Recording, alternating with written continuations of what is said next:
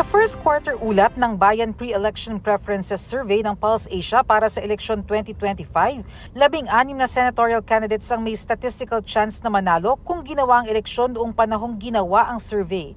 Ito ay sina Senator Bongo, Congressman Erwin Tulfo, Senator Bato de la Rosa, dating Senador Tito Soto, Senator Spia Cayetano at Bong Revilla, dating Senador Ping Lacson, Willie Revillame, Ben Tulfo, Makati Mayor Abby Binay, Senator Lito Lapid, dating Senador Manny Pacquiao, Philip Salvador, Congresswoman Camille Villar, dating Senador Bam Aquino at Congressman Rodante Marcoleta. Isinagawa ang non-commissioned nationwide survey mula March 23 hanggang 29, 2025 sa pamamagitan ng face-to-face interviews sa 2,400 respondents na edad 18 pataas. Mayroon itong plus-minus 2% na margin of error at 95% confidence level.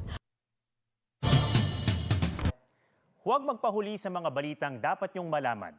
Mag-subscribe na sa GMA Integrated News sa YouTube.